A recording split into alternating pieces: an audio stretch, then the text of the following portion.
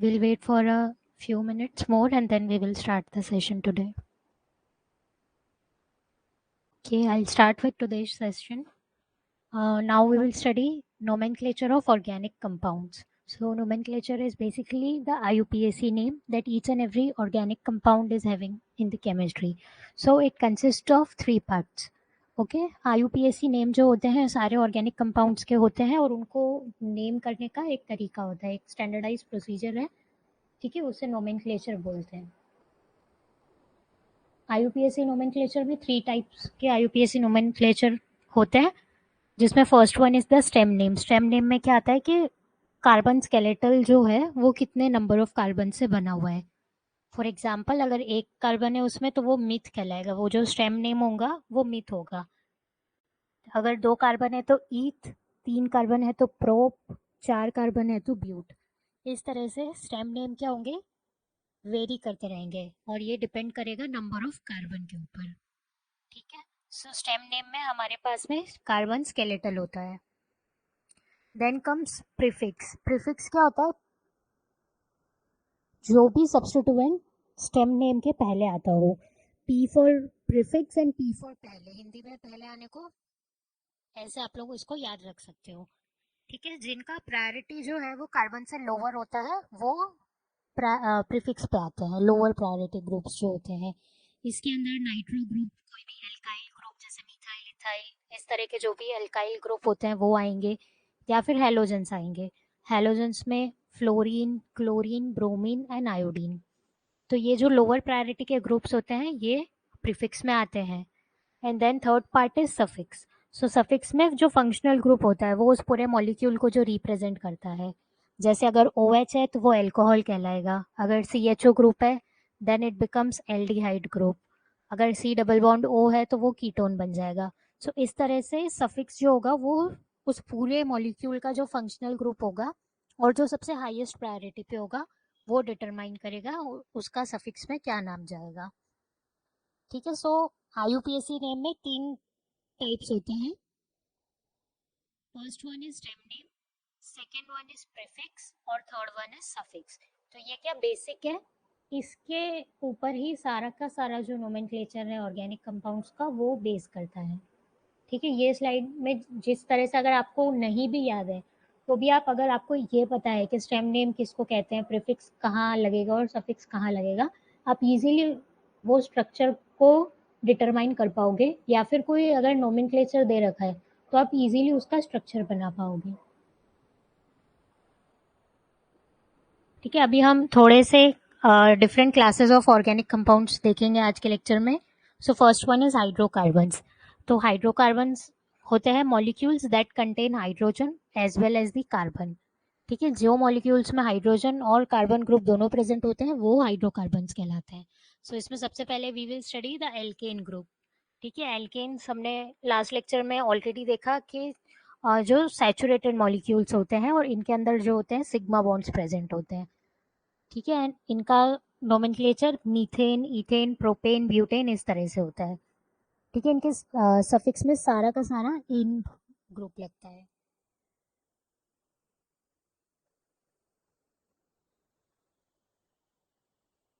Then comes alkenes. तो alkenes में क्या रहता है कि इनके सफिक्स में जैसे यहाँ पे ENE है, सारे के सारे एल्कीन मॉलिक्यूल जो होंगे उनके एंडिंग में भी ENE आएगा. ठीक है, और इनके अंदर होते हैं डबल बॉन्ड्स प्रेजेंट. तो डबल बॉन्ड में हमारे पास में सिग्मा बॉन्ड भी रहेगा और पाई बॉन्ड भी रहेगा. ठीक है, ये अनसैचुरेटेड मॉलिक्यूल्स कहलाते हैं जो एल्कीन ग्रुप और एल्काइन ग्रुप होते हैं. वेरेस जो एल्केन्स होते हैं ये सैचुरेटेड मॉलिक्यूल्स होते हैं. तो सैचुरेटेड और अनसैचुरेटेड में हम क्या इनका मतलब रहेगा कि जो सैचुरेटेड होते हैं they are more stable compare to unsaturated ones. ठीक है, तो सबसे ज़्यादा अगर स्टेबिलिटी देखी जाए तो सबसे ज़्यादा स्टेबल होंगे एल्केन्स, उसके बाद आते हैं alkenes and then comes alkyne. ठीक है, एल्काइंस जो है वो सबसे इन तीनों ग्रुप्स में सबसे कम स्टेबल है. और इसका एक और मतलब ये भी रहेगा कि अगर वो सबसे कम स्टेबल है इसका मतलब है कि वो सबसे ज़्यादा रिएक्टिव भी है. तो स्टेबिलिटी और रिएक्टिविटी दोनों साइड बाय साइड हम देख सकते हैं. अगर कोई मॉलिक्यूल स्टेबल है दैट मीन्स वो इतना रिएक्ट किसी भी चीज़ से नहीं करेगा. अगर कोई मॉलिक्यूल अनस्टेबल है then there are high chances कि वो बहुत ज़्यादा रिएक्टिव होगा. ठीक है, अब इसमें भी ब्यूट 1इन और ब्यूट 2इन में क्या डिफरेंस है, जहाँ पे अनसेचुरेशन लगेगा वो नंबर पे हमारा, जिस नंबर ऑफ कार्बन है उस पे ही हमारा ये आएगा।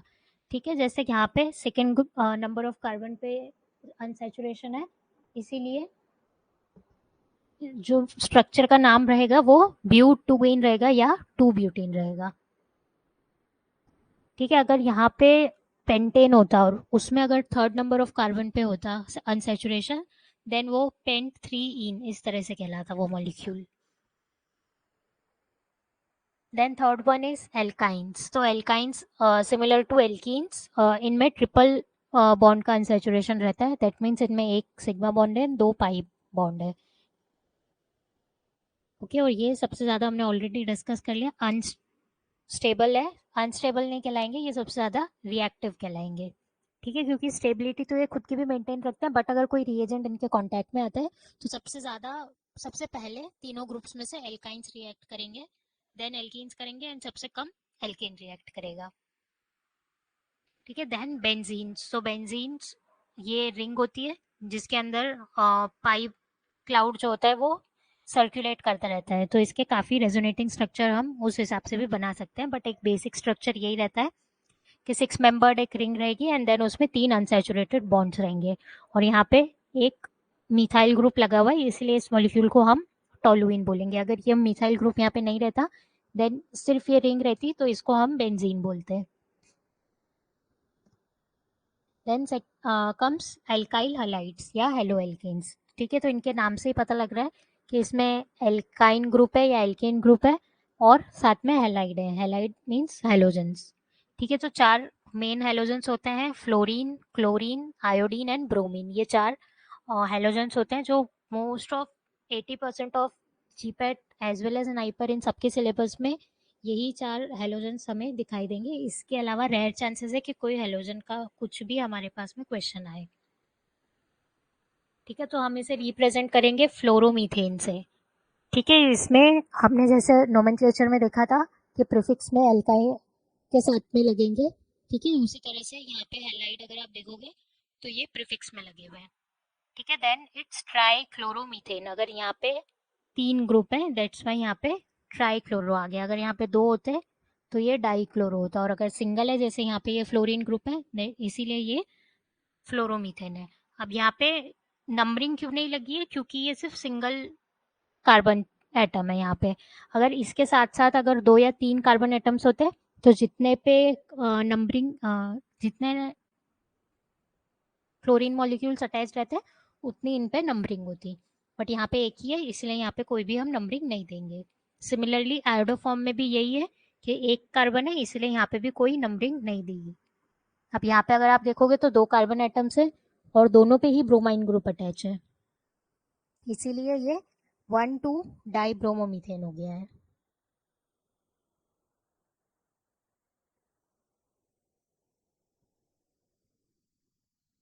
देन इट्स एसिड हैलाइड्स या एल्केनोइन हैलाइड्स। ठीक है, अब इसमें एसिड ग्रुप भी रहेगा और एज वेल एज एक क्लोरीन ग्रुप या फिर ब्रोमाइन ग्रुप, आयोडीन या फ्लोरीन। मीन्स एक हेलोजन ग्रुप रहेगा और एक एसिडिक ग्रुप रहेगा along with the carbon chain. ठीक है, तो for example ethanoyl chloride.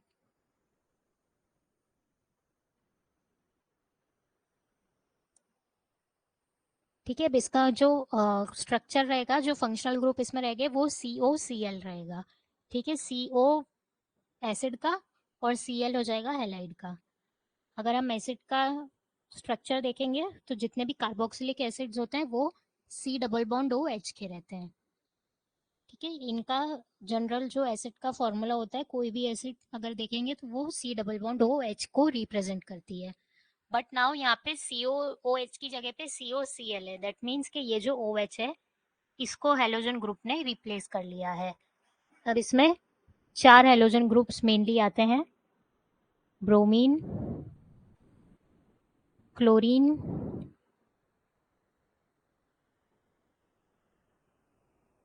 Fluorine and iodine.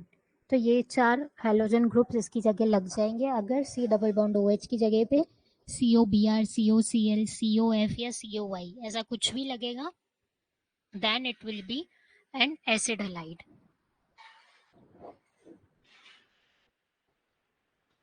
Okay, अगर इसकी जगह पे कोई हैलोजन ग्रुप नहीं है, इंस्टेड कोई इथाइल ग्रुप ही लग गया है, जैसे यहाँ पे इथेनॉइक है और प्रोपेनॉइक है, तो वो हेलाइड नहीं कहलाएगा, वो एनहाइड्राइड कहलाएगा। ठीक है, यहाँ पे अगर आप देखोगे तो ये COO ग्रुप है, एंड देन इसके साथ में एक ये मिथाइल ग्रुप है, और यहाँ पे ये इथाइल ग्रुप है। ठीक है, इसीलिए ये इथेनॉइक प्रोपेनॉइक एनहाइड्राइड हो गया। Now we will see oxygen containing functional groups. तो जितने भी फंक्शनल ग्रुप जिसके अंदर ऑक्सीजन प्रेजेंट है वो सारे के सारे इस कैटेगरी में आते हैं। For example alcohols, OH, ethers, इसमें ROR मतलब दोनों साइड पे इनके एल्काइल ग्रुप रहेगा, इट कैन बी सेम और डिफरेंट। ठीक है, then CHO, aldehyde groups, then come C double bond O, keto groups, and then carboxylic acid group जो हमने अभी देखा C double bond OH, and then the ester group. Ester group होते हैं C double bond O। ठीक है, अभी हम अल्कोहल्स को डिटेल में देखेंगे। तो अल्कोहल्स जैसे नाम में ही OL इनके लास्ट में आता है, सिमिलरली इनके जितने भी मॉलिक्यूल्स रहेंगे ये ऑल से ही एंड होंगे। जैसे इथेन्स, जो एल्केन चेन है वो ANE पे एंड होती है, इथी एल्काइन चेन है वो YNE पे होती है। इसी तरह से जो अल्कोहल्स है वो OL पे एंड होंगे। और हमने नोमेनक्लेचर में जैसे देखा था, जो अल्कोहल ग्रुप है वो सफिक्स में अटैच होते हैं। ठीक है, जितने भी अगर आप नाम देखोगे तो इसके अंदर ये OL इस तरह से अटैच होंगे एट द एंड। ठीक है, सिमिलरली इसमें भी है कि ये टर्मिनल पोजीशन पे अटैच है, इसलिए यहाँ पे कोई भी नंबरिंग नहीं है। अगर आप इस स्ट्रक्चर में देखोगे प्रोपेन के, तो यहाँ पे सेकेंड नंबर ऑफ कार्बन पे ही OH ग्रुप अटैच है, इसीलिए ये प्रोपेन 2 ऑल कहलाएगा।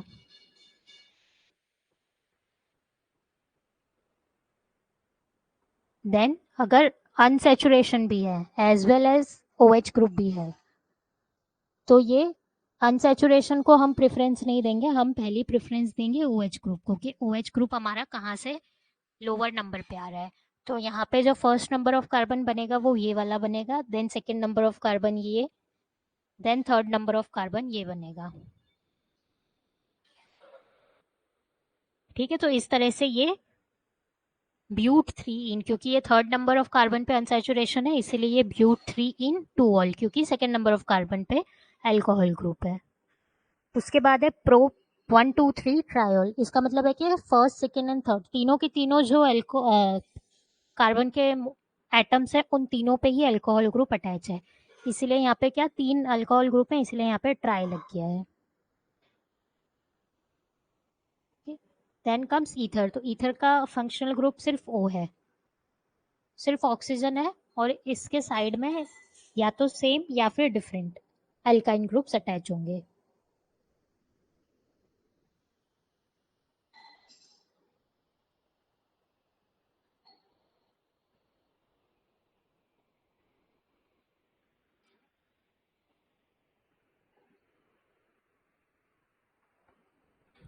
ठीक है, अगर है, और ये एंड कैसे होंगे, इन्हें हम जनरली एल्कोक्सी एल्केन्स के नाम से रिप्रेजेंट करेंगे। ये वाला जो एल्कोइन ग्रुप है ये OXC कहलाएगा, एंड देन जो लास्ट वाला है वो उनका जो नॉर्मल नेम है वो रहेगा। जैसे अगर आप यहाँ पे देखोगे तो ये मीथेन ग्रुप है दोनों आगे, तो ये वाला जो फर्स्ट कार्बन है वो मिथॉक्सी बनेगा, एंड देन ये सेकेंड वाले को हम मीथेन ही बोलेंगे। सिमिलरली अगर आप यहाँ पे देखोगे ये ईथर ग्रुप है, तो ये 1 मिथॉक्सी, देन ये जो है ये प्रोपाइल चेन है, क्योंकि ये वाला जो कार्बन है ये यहाँ पे अटैच्ड है नीचे की साइड पे, दैट्स व्हाई। एंड सिमिलरली इसमें भी यही चीज़ है, यहाँ पे अब क्या है कि क्लोरीन ग्रुप भी है। ठीक है, तो इसीलिए क्या हुआ कि क्लोरीन ग्रुप प्रीफिक्स में आ गया है, जो इथॉक्सी CH2CH2Cl है, इसलिए ये क्लोरो इथॉक्सी बन गया, एंड देन ये प्रोपेन, क्योंकि ये 3 कार्बन की चेन है। देन एल्डिहाइड्स, तो एल्डिहाइड्स का कॉमन नेम बेस भी होता है, क्योंकि इनके जो एंडिंग में है वो एल लगता है। ठीक है, इथेनॉल, मिथेनॉल, ब्यूटेनॉल, प्रोपेनॉल, इस तरह से।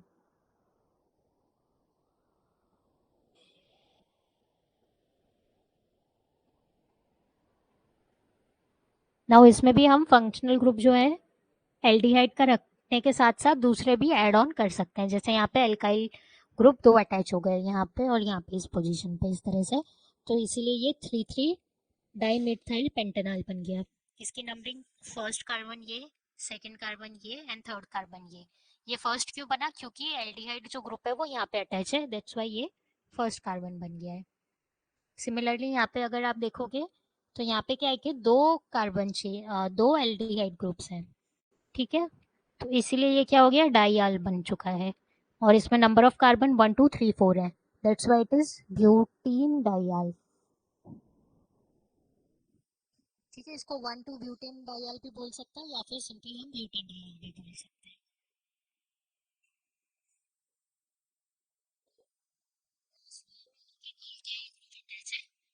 बट इसके अंदर एल्काइल में ये एल्काइन है। ठीक है, तो इसकी नंबरिंग 1 2 3 एल्डिहाइड ग्रुप से स्टार्ट होगी, इसलिए ये ब्यूट 3 आइन आल बन चुका है। ठीक है, तो एग्जाम में आपको इनमें से किस तरह से क्वेश्चन आएंगे कि या तो एक क्वेश्चन दे देंगे कि which of the following represents any one of these molecules. ठीक है, तो इतने सिंपल तो नहीं देंगे, सिंपली मिथेनॉल इथेनॉल के तो नहीं वो लोग स्ट्रक्चर देंगे। ब्यूटीन 3 वाइऑल के दे सकते हैं या फिर 3 3 डाइमिथाइल पेंटेनॉल, इस तरह से जो थोड़े कॉम्प्लेक्स स्ट्रक्चर्स होते हैं वो देंगे। और इसमें भी ईथर्स, एल्डिहाइड्स, कीटोन्स, ये इनके क्या काफ़ी इंपॉर्टेंट फंक्शनल ग्रुप्स रहते हैं। ठीक है, because it is quite confusing. अगर आप देखोगे ईथर्स सिर्फ ओ है और ईस्टर्स क्या रहता है, C double bond double O रहता है वो। ठीक है, तो ईथर और ईस्टर्स में एक सिर्फ सीओ का डिफरेंस है और इनके नेम भी काफ़ी सिमिलर हैं। तो इस वजह से क्या स्टूडेंट्स को काफ़ी कंफ्यूजन रहती है। एंड सिमिलरली एल्डिहाइड और अल्कोहल में भी अगर आप देखोगे तो ये ओ OH है और ये सी एच ओ है। ठीक है, सिर्फ एक कार्बन का फर्क है, दैट्स इट। बट ये क्या पूरा का पूरा meaning as well as the group दोनों ही चीज़ें बदल देता है किसी भी कंपाउंड की। तो आप लोगों को पूरा सारे मॉलिक्यूल्स रटना इट्स नॉट पॉसिबल। ओके, तो जस्ट आप फंक्शनल ग्रुप याद रख लो कि अल्कोहल ग्रुप OH से रिप्रेजेंट होता है, वो हमेशा सफिक्स में लगेगा। एल्डिहाइड ग्रुप है वो CHO से रिप्रेजेंट होता है, वो भी हमेशा सफिक्स में लगेगा। ठीक है, देन सिमिलरली ईथर ग्रुप जो है वो सिर्फ O से रिप्रेजेंट होते हैं और उनके साथ में दोनों साइड पे एल्काइन ग्रुप प्रेजेंट होते हैं।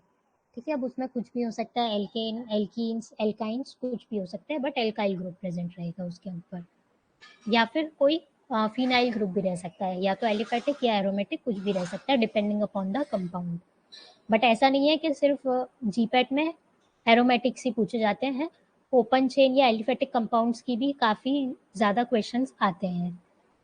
दैट्स वाई ये बहुत इंपॉर्टेंट टॉपिक्स हैं, ये सारा का सारा बेस बनाते हैं केमिस्ट्री का। ठीक है, इसके अगर आपको कुछ भी क्वेश्चन है हम लोग एट दी एंड हम इसको डिस्कस कर लेंगे। अभी कोई भी आपको क्वेरीज है तो आप लोग इसको ग्रुप में या फिर अपने साथ में लिख के रख सकते हो। We can discuss it after the lecture.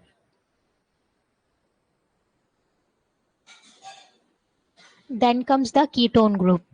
ठीक है, कीटोन में क्या होता है, C double bond O present होता है। ठीक है, ये इस तरह से सी डबल बॉन्ड ओ से रिप्रेजेंट होते हैं और इनके सफिक्स में ओ एन ई लगता है हमेशा।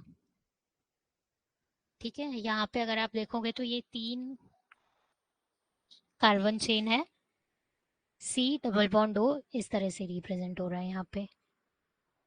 ठीक है, देन सिमिलरली यहाँ पे भी ये 5 कार्बन की चेन है एंड देन ये सेकेंड कार्बन पे सी डबल बॉन्ड ओ है, तो that's why it is 2 pentanone.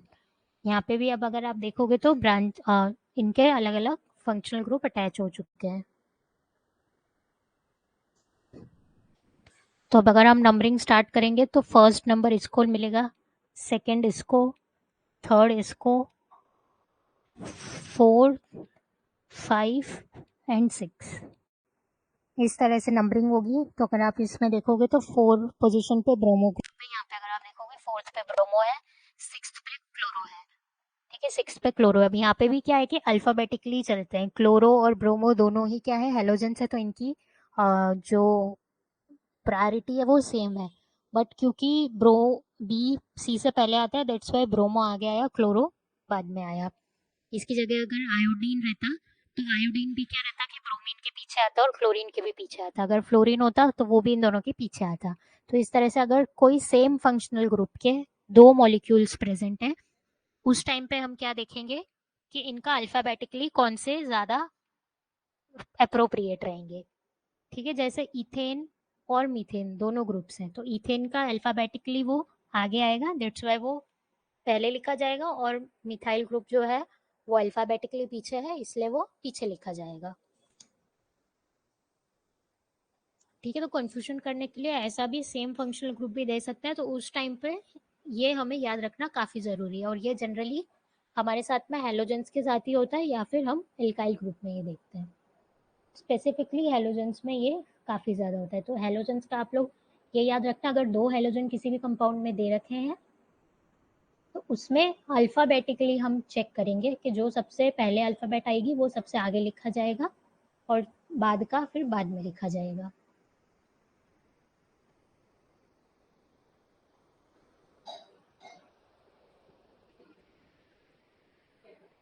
ठीक है, देन इसमें अब नंबरिंग कहाँ से होगी, यहाँ से स्टार्ट होगी, 1 2 3 4 5 एंड 6। अब ये वाली जो है ये सब्स्टिट्यूएंट ग्रुप्स हैं, तो इसलिए ये मेन कार्बन स्केलेटन चेन में नहीं कंसिडर होंगे, ये सब्स्टिट्यूएंट्स ही कहलाएंगे। तो अगर आप देखोगे तो 2 डाइमिथाइल,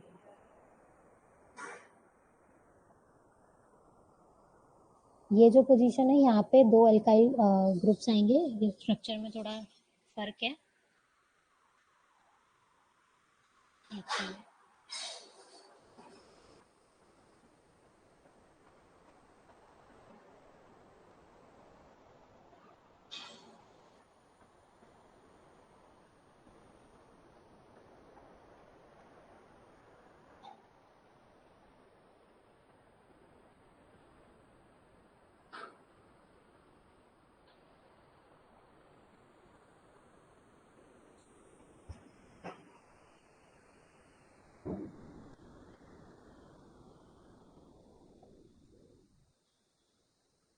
ये इस तरह से तीन जो सब्स्टिट्यूएंट्स है ये इस तरह से रिप्रेजेंट होंगे, तो हम यहाँ से इनको कंसिडर नहीं करेंगे, हम यहाँ से ही सिर्फ कंसिडर करेंगे इसको।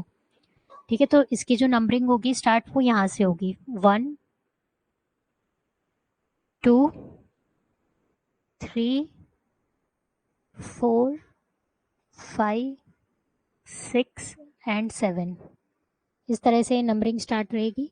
एंड देन अगर हम देखेंगे तो ये फर्स्ट कार्बन पे आ गया, देन ये सेकंड कार्बन पे यहाँ पे दो मिथाइल ग्रुप है, that's why it is 2 dimethyl, और ये पूरी चेन जो है वो 7 कार्बन की है, that's why it is heptane. अब क्योंकि मिथाइल ग्रुप क्या है कि प्रीफिक्स में आते हैं, इसलिए हमने पहले लिख दी है। और उसके बाद है दो कीटोन ग्रुप, तो first ketone group third position पे है, सेकेंड वाला जो है वो फिफ्थ पोजीशन पे है, दैट्स वाई इट बिकम्स 3 5 डाइयोन। ठीक है, तो इस तरह से आप भी खुद के अपने आप से या तो आईयूपीएसी नेम लिख लो, उनका फिर स्ट्रक्चर बनाओ, या फिर कोई स्ट्रक्चर आप पहले लिख लो और देन उसका आईयूपीएसी नोमेनक्लेचर करो। इस तरह से आप खुद से भी कर सकते हो, या फिर अगर आपको प्रैक्टिस करनी है देन मेहता एंड मेहता में भी काफ़ी सारे example eight the end of the chapter भी दिए हुए हैं, तो वो प्रैक्टिस करोगे उससे भी आप लोगों को काफ़ी कॉन्सेप्ट जो है वो क्लियर होंगे। ठीक है, देन कम्स कार्बोक्सिलिक एसिड्स। तो कार्बोक्सिलिक एसिड्स होते हैं वो C double bond O H group से रिप्रेजेंट होते हैं। यहाँ पे अगर आप देखोगे दो कार्बन चेन है, that's why it is ethanoic acid, और C double bond O H और C double bond O H दो बार है, ये इस तरह से होगा सी ओ ओ एच, और यहाँ पे भी फिर दूसरा सी ओ ओ एच, तो ये इसमें दो कार्बन एटम्स हैं, इसलिए ये क्या हो गया, इथेन डाइओइक एसिड हो गया।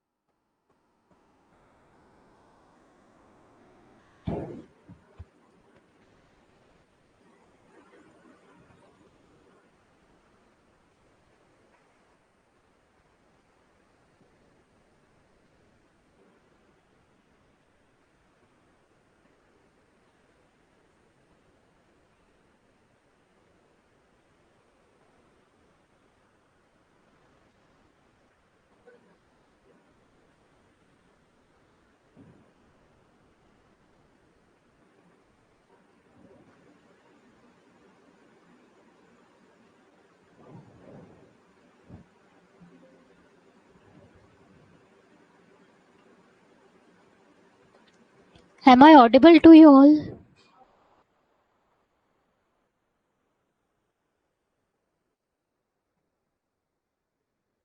Now am I audible to you all?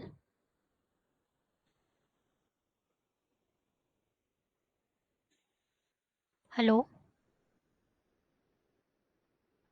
Okay.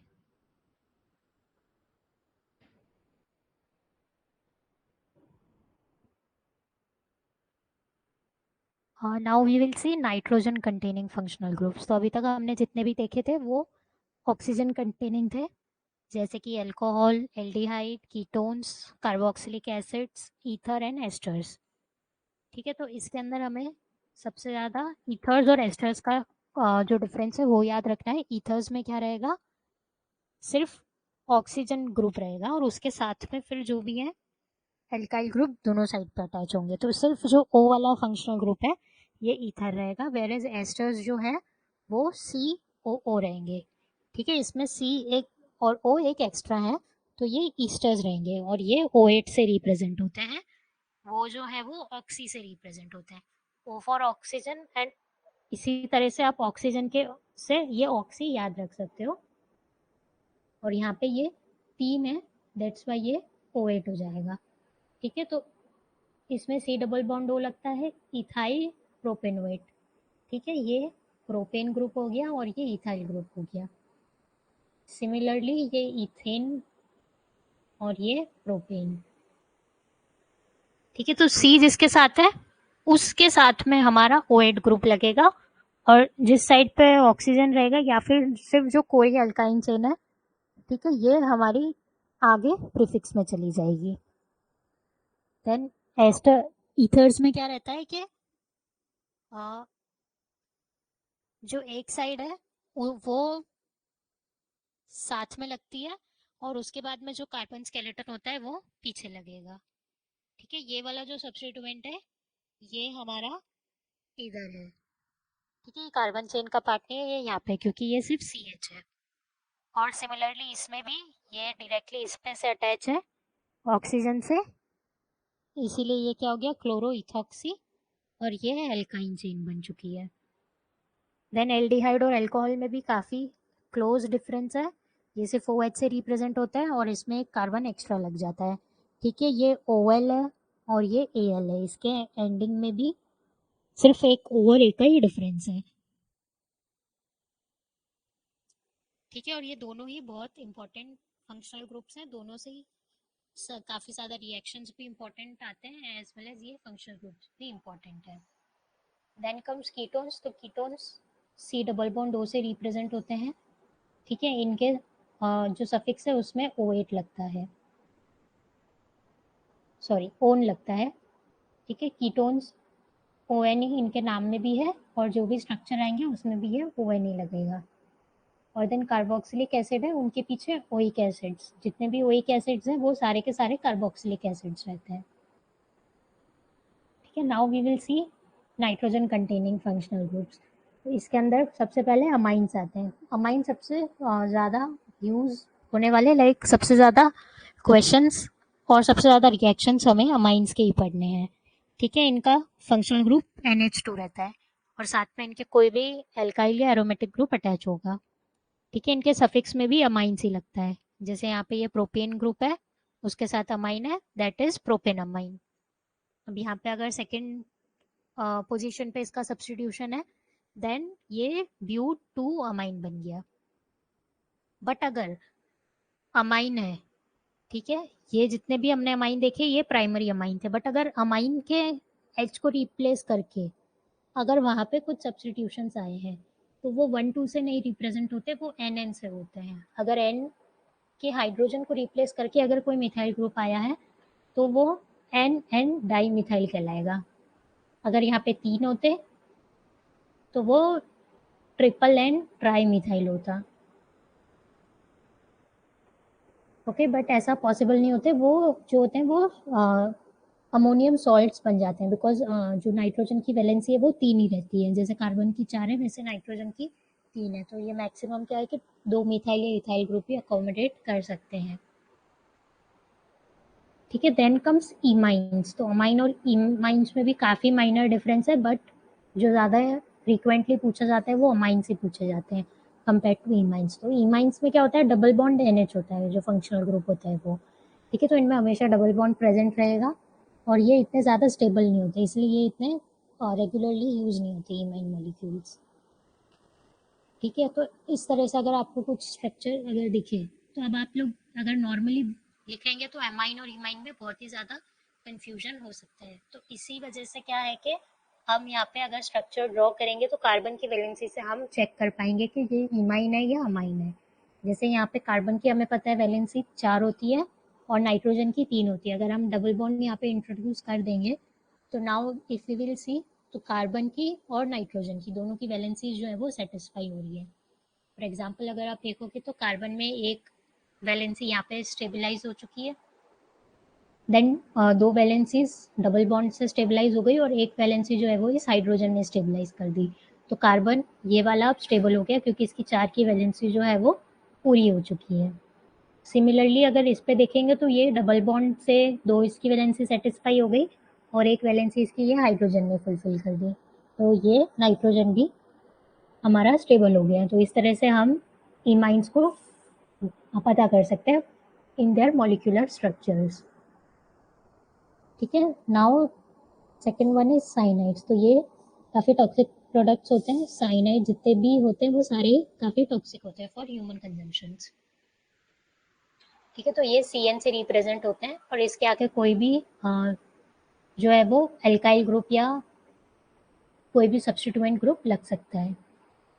ठीक है, यहाँ पे जैसे है कि ये कार्बन जो मिथाइल है वो इस तरह से अटैच है, तो दैट्स वाई इट इज 1 2 3, ये 2 मिथाइल प्रोपेन नाइट्राइल हो गया।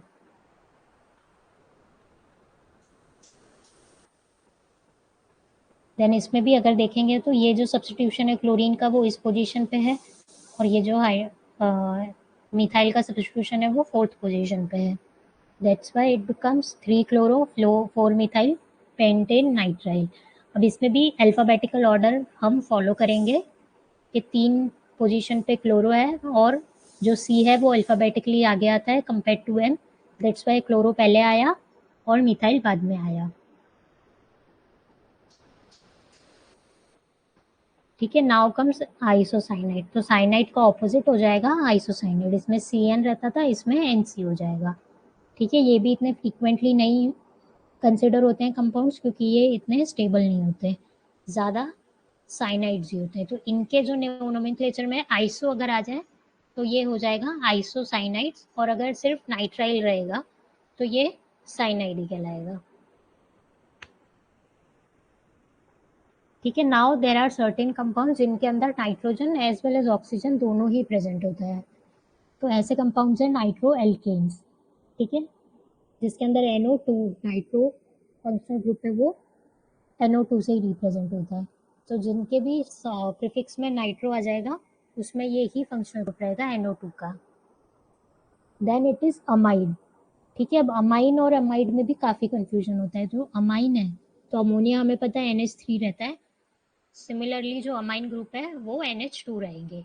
ठीक है, और उनके साथ में कुछ भी एल्काइल या फिनाइल कोई भी ग्रुप अटैच हो सकता है। तो ये जो है ये अमाइन है और अमाइड CONH2 होता है।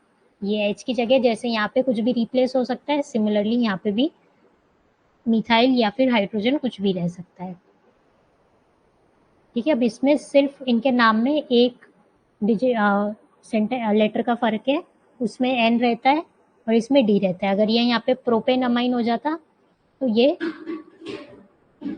CH ही रहता और ये जो ऑक्सीजन है वो निकल जाता है यहाँ पे। जैसे अगर हम यहाँ देखेंगे ये CH2 CH2 CH3 CH2 CH2 है, यहाँ पे CH3 CH2 CO हो गया, तो ये CO की जगह यहाँ पे हाइड्रोजन ही रहता। ठीक है, सिमिलरली फॉर ब्यूटेनमाइड, और यहाँ पे ये है वो सेकेंड पोजीशन ऑफ कार्बन के साथ में अटैच है, दैट इज वाई ये ब्यूटेन 2 अमाइड हो गया है। यहाँ पे ये जो था ये टर्मिनल कार्बन पे था, इसलिए इसमें कोई भी नंबरिंग की हमें ज़रूरत नहीं थी।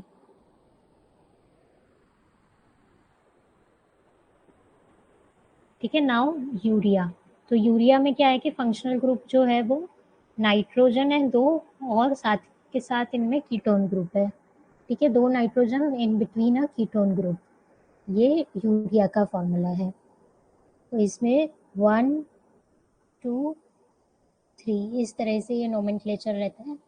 1,3 डाइमिथाइल यूरिया। तो इसमें यहाँ पे एक वैलेंसी नाइट्रोजन की ये मिथाइल ग्रुप से सेटिस्फाई हो रही है, एक हाइड्रोजन से और एक कार्बन बॉन्डिंग से। सिमिलरली यहाँ पे भी इसका मिथाइल ग्रुप से और हाइड्रोजन से और कार्बन से, और इस कार्बन की भी 2 यहाँ से और 2 नाइट्रोजन से। इस तरह से ये वैलेंसी सेटिस्फाई हो गई and the molecule becomes the 1,3 dimethyl urea. इसमें अगर चेंजेस होंगे तो वो जनरली मिथाइल की जगह कोई और फंक्शनल ग्रुप आएगा, या फिर हाइड्रोजन की जगह यह हाइड्रोजन किसी और फंक्शनल ग्रुप से रिप्लेस हो जाएगा। ठीक है, तो इस तरह से अगर स्ट्रक्चर में 2 नाइट्रोजन है इन बिटवीन कीटोन, तो वो मॉलिक्यूल यूरिया कहलाएगा। ठीक है, इसमें जितने भी अगर आपको फंक्शनल ग्रुप्स के नोमेनक्लेचर में कुछ भी क्वेरीज थी तो वो हम at the end of the lecture discuss करेंगे। Now we will see electronegativity. Electronegativity as the name indicates, electron की जो नेगेटिविटी है। ठीक है, एक एटम है उसके अंदर न्यूट्रॉन्स, प्रोटॉन्स एंड इलेक्ट्रॉन्स तीनों होते हैं। ठीक है, तो इलेक्ट्रॉन हमेशा नेगेटिवली चार्ज होता है, तो उसकी स्ट्रेंथ जितनी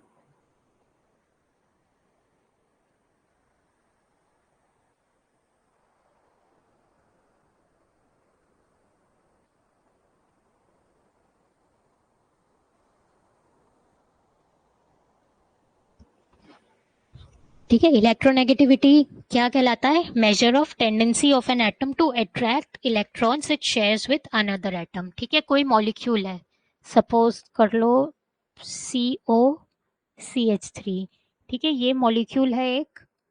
ठीक है, तो अब इसमें सबसे ज़्यादा इलेक्ट्रोनेगेटिव एटम ऑक्सीजन है। इसका मतलब क्या होता है कि ऑक्सीजन के पास में सबसे ज़्यादा टेंडेंसी है अपने तरफ इलेक्ट्रॉन्स को अट्रैक्ट करने की, कोई भी मॉलिक्यूल में। ठीक है, ये मॉलिक्यूल हो गया है। ठीक है, अब इसके अंदर ये एटम्स हैं, कार्बन, ऑक्सीजन, हाइड्रोजन, ये 3 इसमें एटम्स हैं। ठीक है, तो अब इसमें कोई भी एटम की टेंडेंसी दूसरे इलेक्ट्रॉन्स को अट्रैक्ट करने की, वो कहलाती है इलेक्ट्रोनेगेटिविटी। और it increases from left to right in a period.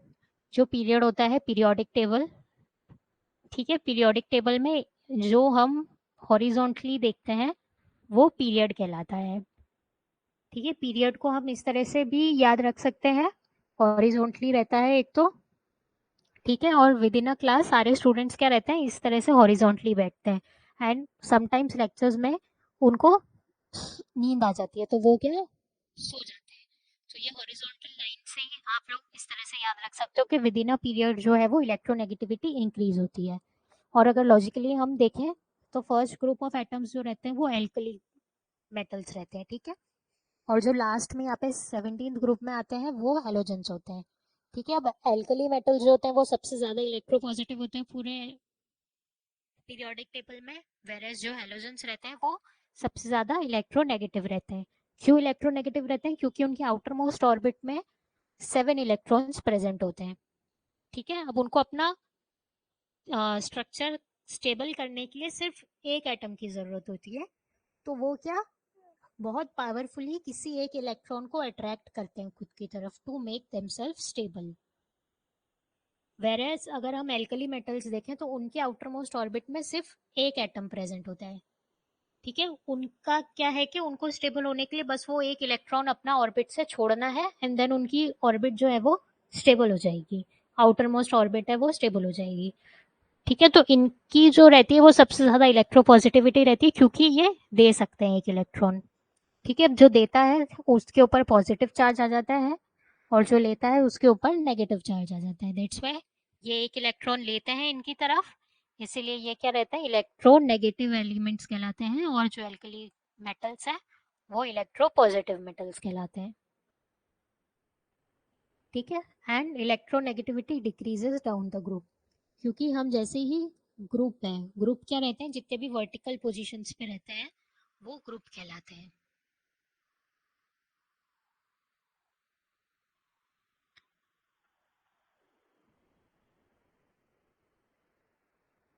ठीक है, पीरियोडिक टेबल में जो नीचे वर्टिकली प्रेजेंट रहते हैं वो ग्रुप्स कहलाते हैं। तो किसी भी ग्रुप में जो फर्स्ट एटम रहेगा वो सबसे ज्यादा उस ग्रुप के अकॉर्डिंग इलेक्ट्रोनेगेटिव है compare to the lower most. ठीक है, अब जैसे हेलोजेंस में भी हेलोजन काफी इलेक्ट्रोनेगेटिव है, बट सबसे पहले फ्लोरीन आता है, इसलिए फ्लोरीन सबसे ज्यादा इलेक्ट्रोनेगेटिव है। और सबसे नीचे आता है आयोडीन।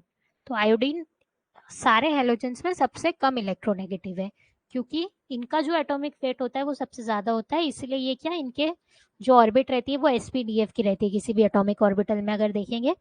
तो इनकी p ऑर्बिटल्स आराम से कंप्लीट हो जाती है और इनकी d और f ऑर्बिटल्स में इलेक्ट्रॉन्स को इनको फुलफिल करना रहता है। तो इसलिए क्या है कि इनके जो अट्रैक्ट करने की टेंडेंसी है वो d और f ऑर्बिटल्स पे इतनी इंटेंसिटी से नहीं होती जितनी कि p ऑर्बिटल्स पे होती है।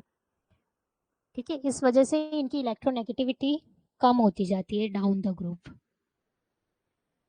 देन ये इंपॉर्टेंट है कि मोस्ट इलेक्ट्रोनेगेटिव एलिमेंट कौन सा है पूरे पीरियोडिक टेबल में, दैट इज फ्लोरीन। ठीक है, this has came previously in the GPAT के सबसे ज़्यादा इलेक्ट्रोनेगेटिव एलिमेंट कौन सा है पूरे पीरियोडिक टेबल में। The answer is fluorine. ठीक है, now this is the table, ये जो है वो आपके अंडरस्टैंडिंग के लिए ही है। इसमें कंपैरिजन करा है फर्स्ट ग्रुप का है with the last group elements. तो फर्स्ट ग्रुप में एल्कली मेटल्स है, जैसे लिथियम, सोडियम। ठीक है, ये फर्स्ट ग्रुप एलिमेंट्स है, तो इनकी इलेक्ट्रोनेगेटिविटी देखोगे ये 1 के अराउंड है। सिमिलरली जो कार्बन नाइट्रोजन है वो काफी फ्रीक्वेंटली यूज होते हैं, जितने भी ऑर्गेनिक कंपाउंड्स हैं मेजरली सब में कार्बन तो प्रेजेंट होता ही है। तो अगर इसका देखोगे तो ये न्यूट्रल है। एंड देन अगर आप हेलोजेंस देखोगे तो इनकी इलेक्ट्रोनेगेटिविटी क्या है कि कंपैरेटिवली सबसे हाई है। ठीक है, इसमें भी स्पेसिफिकली फ्लोरीन की इलेक्ट्रोनेगेटिविटी है वो 4 है, तो इसीलिए यह सबसे ज्यादा इलेक्ट्रोनेगेटिव एलिमेंट है। Now comes hybridization. तो हाइब्रिडाइजेशन 3 टाइप का होता है। First one is sp3, second is sp2 and third is sp। ठीक है, तो sp3 हाइब्रिडाइजेशन जनरली हमें सिंगल बॉन्डेड कंपाउंड्स जैसे कि एल्केन्स, एल्केन्स में जो है वो हमें sp3 हाइब्रिडाइजेशन देखने को मिलता है। ठीक है, अब इसमें क्या होता है, नाम से ही पता लगता है कि s ऑर्बिटल जो है वो एक है और p ऑर्बिटल्स है वो 3 है। ठीक है, तो sp3 ऑर्बिटल से कहलाते हैं और इनके जो हाइब्रिड ऑर्बिटल्स हैं वो 4 हाइब्रिड ऑर्बिटल्स बनेंगे। ठीक है, और इसका स्ट्रक्चर जो है वो टेट्राहेड्रल रहेगा एंड इनके बॉन्ड एंगल जो है मतलब के जो एटम्स है इसके अंदर उसके बीच का एंगल 109.5 रहेगा। ठीक है, ये पूरा ही हाइब्रिडाइजेशन का जो टेबल है दिस इज मोस्ट इम्पॉर्टेंट, इससे हमें हर बार कहीं ना कहीं से क्वेश्चंस आए ही आए हैं।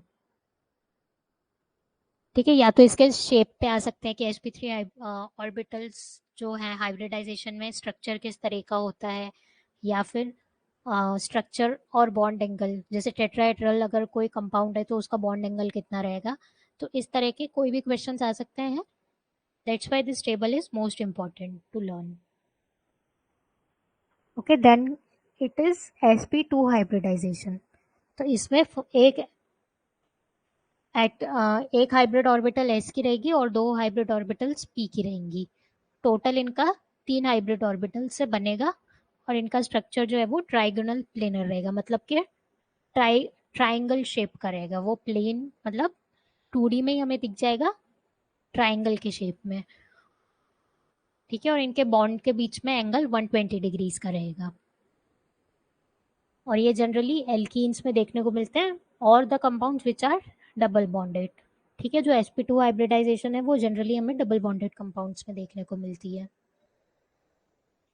देन sp हाइब्रिडाइजेशन, इसमें दोनों ही जो ऑर्बिटल्स हैं वो एक एक ही प्रेजेंट है, तो इसकी टोटल जो हाइब्रिड ऑर्बिटल्स हैं वो सिर्फ 2 बनेगी और इनका जो स्ट्रक्चर है वो लीनियर रहेगा। इसमें एल्काइन ग्रुप जितने भी हैं वो आते हैं, जैसे हमने इथिन इथाइल का स्ट्रक्चर देखा था वो प्लेनर स्ट्रक्चर ही था। ठीक है, तो इनका लीनियर रहता है, तो इनके जो बॉन्ड एंगल है वो 180 डिग्रीज के रहते हैं। ठीक है, now this is the logical part. जो एस कैरेक्टर है किसी भी कंपाउंड में, वो sp3 में सबसे कम रहता है और sp में सबसे ज़्यादा रहता है। क्योंकि अगर आप देखोगे तो ये किस पे डिपेंड रहता है, ये नंबर ऑफ हाइब्रिड ऑर्बिटल्स पे। ठीक है, क्योंकि इसमें 4 हाइब्रिड ऑर्बिटल्स हैं, तो सिर्फ एक s ऑर्बिटल कंट्रीब्यूट कर रहा है और 3 p ऑर्बिटल्स कंट्रीब्यूट कर रहे हैं। तो इसी वजह से क्या है कि s का जो कंट्रीब्यूशन है वो सिर्फ 25% रहता है किसी भी स्ट्रक्चर में, और p ऑर्बिटल्स का जो कंट्रीब्यूशन है वो 75% रहेगा। अब यहाँ पे अगर आप देखोगे तो ये जो p ऑर्बिटल्स है इनका जो कंट्रीब्यूशन है वो 66% रहेगा, और जो s का है वो 33% रहेगा। ठीक है, बट अगर आप sp में देखोगे तो दोनों का क्या है कि 50-50 रहेगा, क्योंकि दोनों क्या है कि सिंगल ही प्रेजेंट है। तो इसीलिए इसमें क्या रहेगा कि p कैरेक्टर और s कैरेक्टर दोनों ही सेम रहेंगे। तो s कैरेक्टर जो है वो सबसे ज्यादा sp हाइब्रिडाइजेशन में होता है। तो higher the S character higher is the effective overlap. ठीक है, मतलब कि अगर कोई स्ट्रक्चर है उसमें एक कंपाउंड 3 के साथ में अगर हाइब्रिड ऑर्बिटल बना रहा है तो वो इतना इफेक्टिवली उनका हाइब्रिडाइजेशन का ओवरलैप नहीं हो पाएगा, कंपेयर टू के जब दो 50-50 कंट्रीब्यूट करके अपना ऑर्बिटल बना रहे हैं। ठीक है, तो अगर हायर ओवरलैप होगा मतलब कि वो ज्यादा अच्छे से उनने बॉन्डिंग कर ली है। ठीक है, इस वजह से क्या होगा कि बॉन्ड स्ट्रेंथ जो है वो बढ़ जाएगी। ठीक है, इफेक्टिवली ओवरलैप हो रहा है। ठीक है, जैसे अगर किसी को हमें जितना पेंट करना है, सपोज करो एक पेपर को हमें पेंट करना है, तो जितना हम अच्छे से उसको पेंट करेंगे, मतलब जितना हम अ, अच्छे से उस पर लाइट कलर नहीं, फ्री हैंड से नहीं, हम अच्छे से उसको बिना मतलब शैलो कलर्स नहीं डार्क कलर्स करेंगे, तो वो क्या होगा कि गहरा दिखेगा। सिमिलरली यहाँ पे भी क्या है कि जो बॉन्ड स्ट्रेंथ है वो ज़्यादा हो जाएगी, और बॉन्ड स्ट्रेंथ और बॉन्ड लेंथ क्या है, इन्वर्सली प्रोपोर्शनल है। अगर बॉन्ड स्ट्रेंथ ज़्यादा है तो बॉन्ड लेंथ कम रहेगी, और अगर बॉन्ड लेंथ ज़्यादा है तो बॉन्ड स्ट्रेंथ कम रहेगी। ठीक है, तो ये भी क्वेश्चन पूछा जाता है जीपैट में कि बॉन्ड लेंथ क्यों सबसे कम रहती है sp हाइब्रिड ऑर्बिटल्स की, या फिर इसमें एग्जांपल sp नहीं देंगे डायरेक्टली, इथाइन ग्रुप कर देंगे, या फिर बोलेंगे कि प्रोपाइन की बॉन्ड लेंथ कंपैरेटिवली कम क्यों है प्रोपेन से। ठीक है, because of this S character. Propane में क्या है कि एस कैरेक्टर सिर्फ 20% 25% कॉन्ट्रीब्यूट कर रहा है, वेर एज प्रोपाइन में जो एस कैरेक्टर है वो 50% जो है कॉन्ट्रीब्यूशन कर रहा है। इस वजह से क्या है कि जो ओवरलैपिंग है वो प्रोपाइन में ज़्यादा है, इस वजह से उसकी जो स्ट्रेंथ है वो बढ़ के और बॉन्ड लेंथ डिक्रीज हो गई है। ठीक है, ये इंपॉर्टेंट है from GPAT as well as जो सेमेस्टर एग्जाम्स होते हैं उसमें भी ये लॉजिकल क्वेश्चन इस तरह के पूछे जाते हैं। ठीक है, नाउ इंटरमोलिकुलर फोर्सेस। तो मॉलिक्यूल्स के बीच में जो फोर्सेस रहती हैं दोज आर इंटरमोलिकुलर फोर्सेस। तो ये 4 टाइप्स की होती हैं। First is ion dipole interaction. तो आयंस, जितने भी आयनिक कंपाउंड्स हैं, जो भी आयंस प्रेजेंट है, जो चार्ज मॉलिक्यूल्स रहते हैं, या तो पॉजिटिवली चार्ज हो या नेगेटिवली चार्ज हो, वो आयंस कहलाते हैं। आयंस एंड कोई पोलर मॉलिक्यूल। ठीक है, जो मॉलिक्यूल की पोलैरिटी हो वो मॉलिक्यूल। इसमें क्या आएगा कि KCl एंड वाटर। ठीक है, अब KCl में क्या है कि K जो है वो पॉजिटिवली चार्ज है, और जो क्लोरीन है वो नेगेटिवली चार्ज है। ठीक है, ये क्या हो गया कि आयनिक मॉलिक्यूल हो गया। एंड वाटर में भी हाइड्रोजन और ऑक्सीजन में oxygen is comparatively negative and hydrogen जो है वो पॉजिटिव है। तो इस तरह से ये आयनिक और पोलर मॉलिक्यूल्स के बीच की जो इंटरेक्शन होती है that is ion dipole interactions. ठीक है, इसमें इंड्यूस्ड डाइपोल मोमेंट्री बन जाता है। ठीक है, then second is dipole dipole interaction. तो डाइपोल क्या होता है बेसिकली, फॉर एग्जांपल समझो ये बार है, ये एक साइड इसकी पॉजिटिवली चार्ज्ड है और एक साइड इसकी नेगेटिवली चार्ज्ड है। ठीक है, तो अब डाइपोल डाइपोल में क्या होता है कि दो डाइपोल्स हैं। अब यहाँ पे एक डाइपोल का नेगेटिव पार्ट और एक डाइपोल का पॉजिटिव पार्ट, ये दोनों आपस में इस तरह से बॉन्डिंग कर लेते हैं। ठीक है, तो ये हो जाती है डाइपोल डाइपोल इंटरेक्शंस। वेरेज अगर आयन डाइपोल होती तो यहाँ पे क्या है कि ये कोई मॉलिक्यूल का पॉजिटिव चार्ज टर्मिनल है, ये किसी के नेगेटिव, जैसे KCl है तो ये KCl का Cl माइनस होता है, इसलिए ये इस तरह से बॉन्ड बना ले, तो ये आयन डाइपोल हो गई। ठीक है, और ये जो होती है वो डाइपोल डाइपोल इंटरेक्शन हो जाती है। ठीक है, then comes the hydrogen bonding. तो हाइड्रोजन बॉन्डिंग में क्या होता है कि हाइड्रोजन तो होना ही चाहिए किसी भी मॉलिक्यूल में, तभी वो हाइड्रोजन बॉन्डिंग पॉसिबल है। Hydrogen along with an electronegative atom, कोई भी इलेक्ट्रोनेगेटिव एटम, ठीक है, हाइड्रोजन के कंपैरिजन में। तो हाइड्रोजन के कंपैरिजन में मेजरली जितने भी मॉलिक्यूल्स हैं वो इलेक्ट्रोनेगेटिव ही रहेंगे। For example nitrogen, halogens, oxygens, ये जनरली इलेक्ट्रोनेगेटिव एटम्स हैं। ठीक है, इसके अंदर inter molecular as well as intra molecular दोनों ही टाइप के हमें हाइड्रोजन बॉन्डिंग्स देखने को मिलता है। इंटर मॉलिक्यूलर का मतलब है कि दो मॉलिक्यूल के बीच में, वेर एज इंट्रा का मतलब होता है with in the molecule only. ठीक है, विद इन द मॉलिक्यूल कैसा रहेगा,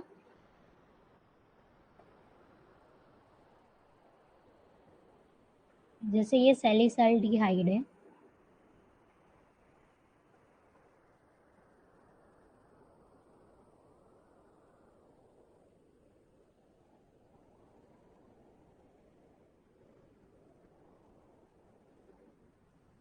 ठीक है, तो ये इसका CHO ग्रुप है।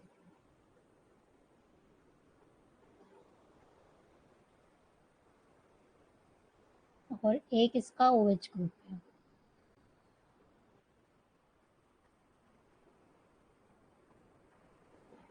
तो अब इसमें बॉन्डिंग कैसे हो रही है कि ये ऑक्सीजन और हाइड्रोजन ये आपस में हाइड्रोजन बॉन्डिंग कर रहे हैं सैलिसाइल्डिहाइड में। ओके, और वाटर में कैसा है, कि एक हाइड्रोजन है वो अपने कंपाउंड में ऑक्सीजन के साथ में। ठीक है, नाउ व्हाट हैपेंस कि यहाँ से अब दूसरा ऑक्सीजन ग्रुप, दूसरा वाटर का मॉलिक्यूल का ऑक्सीजन और इसका, ये इस तरह से एक चेन बना लेते हैं, मतलब पूरा का पूरा ये अपना नेटवर्क इस तरह से बना लेते हैं हाइड्रोजन और ऑक्सीजन का। ठीक है, इस तरह से ये पूरा अपना इंटर मॉलिक्यूल, ठीक है, ये एक हाइड्रोजन और ऑक्सीजन का मिलकर वाटर मॉलिक्यूल बन गया, ये ऑक्सीजन और हाइड्रोजन बन के एक वाटर मॉलिक्यूल बन गया। तो सिमिलरली इस तरह से ये आगे कंटिन्यू होता रहता है। तो ये क्या विद इन मॉलिक्यूल हो रहा है, ठीक है, विद इन टू मॉलिक्यूल्स, तो इसलिए ये इंटरमॉलिक्यूलर कहलाता है। इंट्रा का मतलब है कि एक ही मॉलिक्यूल के अंदर, तो ये इंट्रा में सैलिसाइल्डिहाइड होता है और इंटर में वाटर होता है। इस तरह से ये हाइड्रोजन बॉन्डिंग इनकी बनती है, एक हाइड्रोजन और साथ में ऑक्सीजन या कोई भी और इलेक्ट्रोनेगेटिव एटम। ठीक है, और सब उसके बाद आते हैं लंदन फोर्सेस या फिर वॉन्डर वॉल्स फोर्सेस। ठीक है, ये सारे के सारे नॉन पोलर मॉलिक्यूल्स जो होते हैं, ठीक है, नॉन पोलर जितने भी वाटर इनसॉल्युबल मॉलिक्यूल्स हैं वो कहलाते हैं। ठीक है, इनके अंदर क्या होता है कि इंड्यूस्ड डाइपोल बन जाता है ड्यू टू टेम्पररी पोलराइजेशन। ठीक है, तो किसी भी मीडियम के अंदर ये है और उसके अंदर इनमें टेम्पररी डाइपोल इंड्यूस हो जाता है, इस वजह से ये एक दूसरे के साथ में बॉन्ड बना लेते हैं, तो उसे हम लंदन फोर्सेस कहते हैं। ये सबसे वीक होते हैं, ये काफ़ी इजीली ब्रेक हो जाते हैं। ठीक है, कुछ भी रिएजेंट डालो या थोड़ा सा भी इनको शॉक देते हैं, जैसे मतलब टेम्परेचर इंक्रीज करके या प्रेशर इंक्रीज करके, तो इनके बॉन्ड क्या है, ब्रेक हो जाते हैं easily. Okay, now comes the inductive effect. तो इंडक्टिव इफेक्ट क्या रहता है कि इंडक्ट, नाम से ही पता लग रहा है कुछ हम इंड्यूस कर रहे हैं। ठीक है, तो इसमें क्या रहता है कि पोलैरिटी जो है इंड्यूस होती है फ्रॉम अदर बॉन्ड्स। ठीक है, किसी और एटम की प्रेजेंस में किसी दूसरे एटम में इन पोलैरिटी का इंड्यूस होना, that is called as inductive effect. ये क्या रहता है, परमानेंट इफेक्ट है, मीन्स ये परमानेंट रहता है और इसके अंदर जो चेंज होता है वो सिग्मा बॉन्ड्स में होता है, ठीक है। And this is observe maximum up to the second carbon only. जैसे अगर आप एग्जाम्पल में यहाँ पे देखोगे,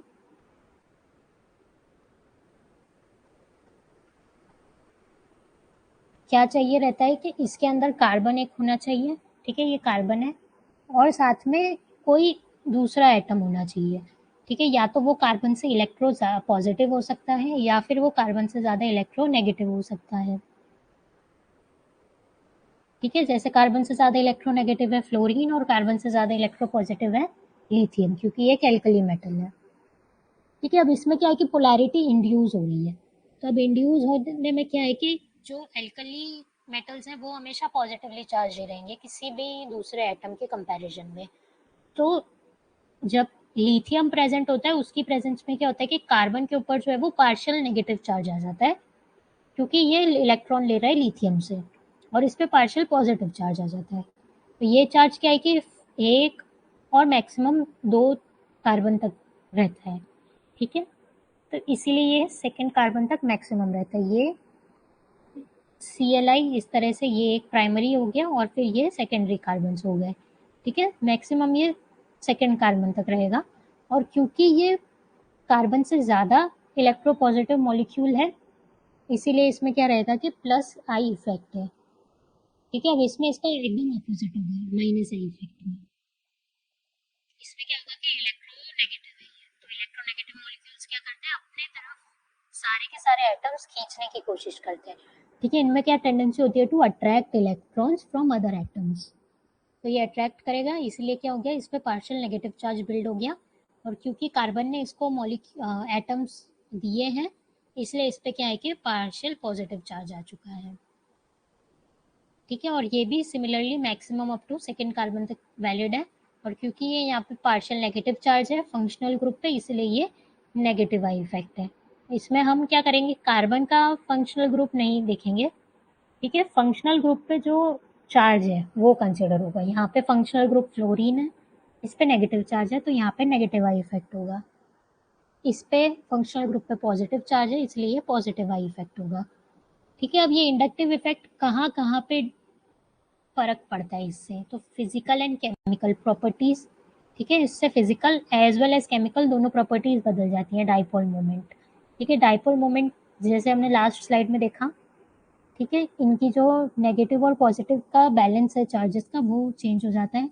रेट ऑफ रिएक्शन में भी फर्क पड़ता है, एज वेल एज इनके एसिडिक एंड बेसिक कैरेक्टर्स भी चेंज हो जाते हैं। ऐसा सब क्यों होता है, क्योंकि इलेक्ट्रॉन्स का ट्रांसफर हो रहा है विद इन दी एटम, ठीक है। इस वजह से इसमें physical as well as chemical दोनों ही चेंजेस रहते हैं, ठीक है। और पॉजिटिव आई इफेक्ट हमने देखा जब कोई भी एटम है या फिर कोई फंक्शनल ग्रुप है वो कार्बन से कम इलेक्ट्रोनेगेटिव है, इसमें क्या आता है, एल्काइल ग्रुप या फिर जो भी एल्कली मेटल्स हैं जैसे लिथियम सोडियम पोटेशियम। और माइनस आई इफेक्ट में इलेक्ट्रोनेगेटिव एटम जो भी होंगे कार्बन से वो सारे आएंगे। फॉर एग्जांपल ये हैलोजन ग्रुप्स हैं, हैलोजन्स, या फिर एल्कोहल ग्रुप या नाइट्रो ग्रुप्स, ये कार्बन से ज़्यादा इलेक्ट्रोनेगेटिव है,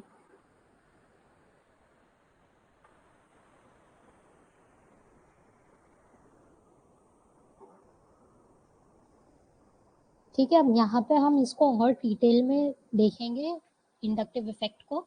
इंडक्टिव इफेक्ट क्या होता है, इंक्रीज होता है विद द नंबर ऑफ का मिथाइल ग्रुप। जैसे अगर आप यहाँ पे देखोगे तो सारे हाइड्रोजन्स हैं, ठीक है। यहाँ पे अगर आप देखोगे तो एक मिथाइल ग्रुप है, यहाँ पे देखोगे ये दो मिथाइल ग्रुप है, और यहाँ पे है वो तीन मिथाइल ग्रुप है। तो अब इसमें जो है वो इंडक्टिव इफेक्ट सबसे लेस होगा। ऐसा क्यों होगा, क्योंकि एक ही कार्बन एटम है इस वजह से, और तीन हाइड्रोजन एटम्स हैं। वेयरएज़ यहाँ पे क्या है कि एक हाइड्रोजन के कंपैरिजन में एक मिथाइल ग्रुप आ चुका है, दैट्स व्हाई ये क्या कर रहा है, यहाँ पे चार्जेस दे रहा है, ठीक है। अब यहाँ पे दो मिथाइल ग्रुप्स कंट्रीब्यूट कर रहे हैं, यहाँ पे तीन कर रहा है, इसलिए क्या है कि नेगेटिव आई इफेक्ट यहाँ पे इंक्रीज हो रहा है। और सिमिलरली यहाँ पे पॉजिटिव आई इफेक्ट है क्योंकि ये एल्काइल ग्रुप है, यहाँ पे सिमिलरली ये नेगेटिव आई इफेक्ट होगा क्योंकि यहाँ पे क्या है कि क्लोरीन ग्रुप है, ठीक है। यहाँ पे एक क्लोरीन है, यहाँ पे दो क्लोरीन है, और यहाँ पे तीनों जो है कंपाउंड्स जो है वो तीनों ही जो है वो क्लोरीन एटम से बने हुए हैं। तो इसमें जो है नेगेटिव हाई नेगेटिव जो होगा आई इफेक्ट वो सबसे हाईएस्ट रहेगा compare to these two, because इसके अंदर 3 क्लोरीन एटम्स है। तो वो ठीक है, जैसे अगर कोई काम एक इंसान करे या 3 इंसान करे, ठीक है, तो वो 3 के करने से ज़्यादा स्ट्रांगली होगा। वैसे ही यहाँ पे 3 एटम्स अगर कंट्रीब्यूट कर रहे हैं तो वो स्ट्रॉन्गर इफेक्ट प्रोड्यूस करेंगे। ठीक है, now this is mesomeric effect. तो मीजोमेरिक इफेक्ट जो है वो मल्टीपल बॉन्डेड सिस्टम्स में होता है। दैट मीन्स के डबल बॉन्ड या उससे ज़्यादा बॉन्डेड जो मॉलिक्यूल्स होते हैं उसी में होता है, और इसमें पोलर रिएजेंट का रहना ज़रूरी होता है, जब भी क्या है कि पोलैरिटी इंड्यूस होगी। ठीक है, और ये टेम्पररी इफेक्ट है, मतलब कि अगर इसमें से रिएजेंट हम रिमूव कर देंगे तो वो इफेक्ट क्या होगा, वो डिमिनिश हो जाएगा, वो वापस अपने ओरिजिनल स्ट्रक्चर पे चले जाते हैं। और इसमें क्या है कि सिर्फ पाई इलेक्ट्रॉन्स का ही शिफ्टिंग रहता है, क्योंकि ये डबल बॉन्ड्स में होता है, इसलिए इनमें सिर्फ क्या पाई बॉन्ड्स कंपैरेटिवली ज़्यादा एक्टिव होते हैं सिग्मा बॉन्ड से, इसलिए इसमें पाई बॉन्ड्स का ही शिफ्टिंग होता है।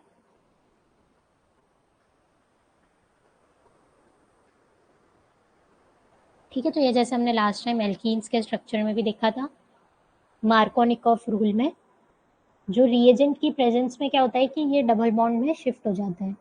ठीक है, तो अब ये जो डबल बॉन्ड है ये इस कार्बन पे शिफ्ट हुआ, तो यहाँ पे ये नेगेटिव चार्ज आ गया और यहाँ पे ये पॉजिटिव चार्ज आ गया। नाउ डिपेंडिंग अपॉन के कार्बोकेटायन है या कार्बो एनायन है, वो यहाँ पे आके अपने रिएक्ट कर लेंगे एंड देन ये जो भी डिजायर्ड कंपाउंड है वो हमें मिल जाएगा। तो ये मीजोमेरिक इफेक्ट हमने मार्कोनिकॉफ रूल में जैसे देखा था, ये सिमिलरली वही वाला इफेक्ट है कि रिएजेंट की प्रेजेंस में क्या हो रहा है कि बॉन्ड जो है पाई इलेक्ट्रॉन क्लाउड जो है वो ब्रेक हो रहा है। ठीक है ना, ये प्लस आई था इसमें, ये कार्बोनिल कंपाउंड है, तो इसमें क्या है कि कार्बन की इलेक्ट्रोनेगेटिविटी ऑक्सीजन से कम है, दैट्स वाई जो इलेक्ट्रॉन है वो ऑक्सीजन के साइड जाएंगे, इसलिए ऑक्सीजन पे नेगेटिव चार्ज आ चुका है और कार्बन पे जो है वो पॉजिटिव चार्ज आ चुका है।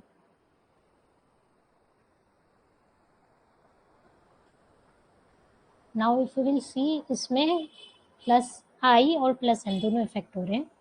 ठीक है, ये पोलर रिएजेंट की प्रेजेंस में क्या हुआ कि डबल बॉन्ड शिफ्ट हो गया। ठीक है, और ये कंट्रीब्यूट कर रहा है बिकॉज यहाँ पे मिथाइल ग्रुप प्रेजेंट है, तो ये क्या हो रहा है कि कंट्रीब्यूटिंग फैक्टर हो रहा है, ये इंडक्टिव इफेक्ट से अपनी जो एटम्स है वो इसको दे पा रहा है। ठीक है, इसलिए यहाँ पे पॉजिटिव चार्ज आ चुका है और यहाँ पे ये नेगेटिव चार्ज हो चुका है, और ये पॉजिटिव मीजोमेरिक इफेक्ट है। मीजोमेरिक इफेक्ट को हम ई से रिप्रेजेंट करते हैं और इंडक्टिव को हम आई से रिप्रेजेंट करते हैं। ठीक है, नाउ यहाँ पे क्या है कि अब ये CH3 मिथाइल की जगह पे यहाँ पे क्लोरोमिथाइल हो चुका है, तो अब ये रिवर्स हो जाएगा। क्लोरीन क्या है कि डबल बॉन्ड अपने तरफ अट्रैक्ट करेगा। ठीक है, इसलिए क्या हुआ कि पहले जो एटम राइट साइड जा रहे थे अब वो लेफ्ट साइड जाएंगे। ये टर्मिनल कार्बन पहले क्या था, नेगेटिवली चार्ज था, अब इसने दिया अपने साइड से इलेक्ट्रॉन, इसलिए पॉजिटिवली चार्ज हो गया और ये नेगेटिवली चार्ज हो गया। ठीक है, तो इसे हम माइनस ई इफेक्ट करेंगे।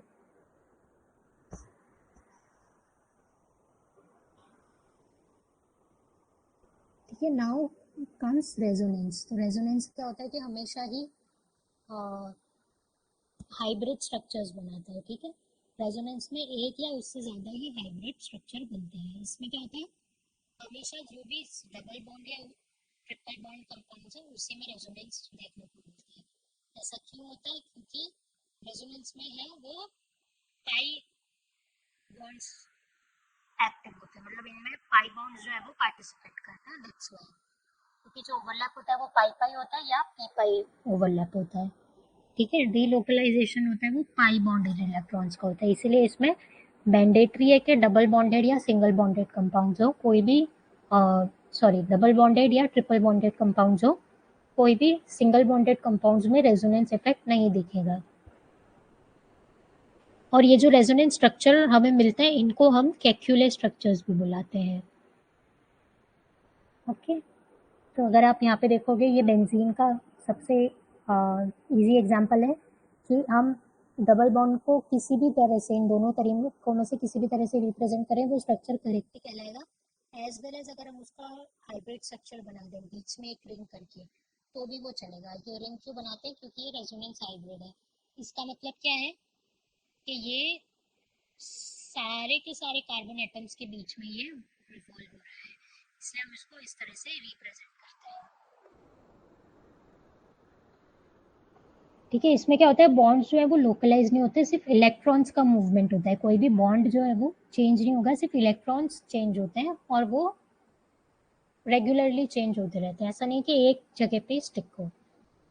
ठीक है, जैसे अगर फॉर्मेल्डिहाइड ये कार्बोक्सिलिक एसिड का एग्जांपल से हम देखेंगे तो ये एक कार्बन है और इसमें डबल बॉन्डेड कार्बन के साथ में जो ऑक्सीजन है उसमें से क्या हो रहा है कि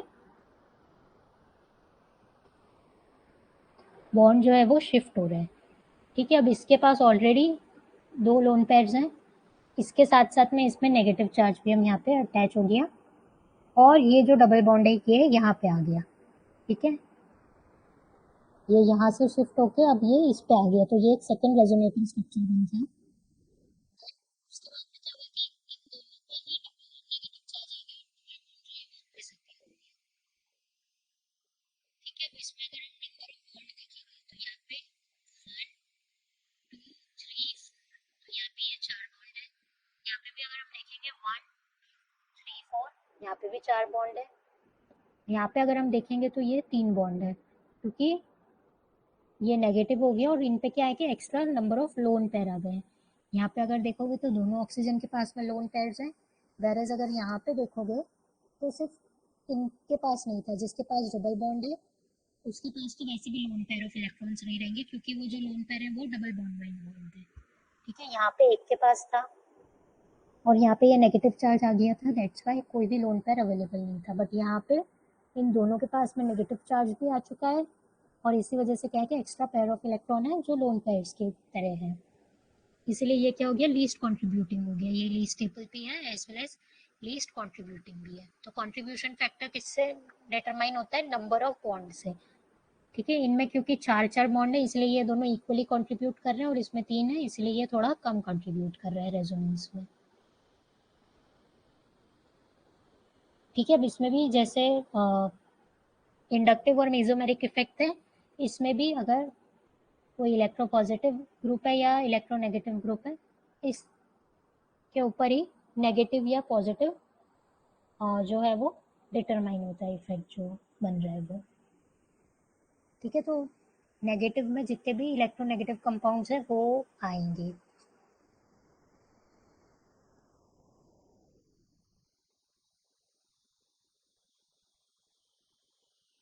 कि जैसे यहाँ पे एन डबल और टू है तो एन डबल बॉन्ड ओ और एक एन सिंगल बॉन्ड ओ बनेगा। ठीक है, तो नाइट्रोजन के पास में क्योंकि ये ऑक्सीजन से कंपैरेटिवली इलेक्ट्रोपॉजिटिव होता है इसलिए पॉजिटिव चार्ज है और ऑक्सीजन पे नेगेटिव चार्ज है। अब हाइब्रिड जो बेंजीन की है उसमें से एटम निकलेगा, जहाँ से निकला वहाँ पे ये पॉजिटिव चार्ज आ चुका है, यहाँ पे ये डबल बॉन्ड आ गया, ये पॉजिटिव रहेगा बिकॉज जो जो इलेक्ट्रॉन्स गए वो इस ऑक्सीजन के पास गए हैं, इसलिए यहाँ पे नेगेटिव चार्ज आ गया। ठीक है, सिमिलरली फिर यहाँ पे से ये इलेक्ट्रॉन्स मूव होंगे, देन ये डबल बॉन्ड एज सच रहेगा और ये नेगेटिव चार्ज इनके ऊपर एज सच रहेंगे और ये पॉजिटिव चार्ज यहाँ पे आ जाएगा क्योंकि इसने यहाँ पे इलेक्ट्रॉन्स दिए हैं अपने। सिमिलरली ये इसका थर्ड हाइब्रिड बन जाएगा जिसके अंदर ये पूरा का पूरा चार्ज रहेगा और ये डबल बॉन्ड रिंग से निकल के रिंग के बाहर चला जाएगा।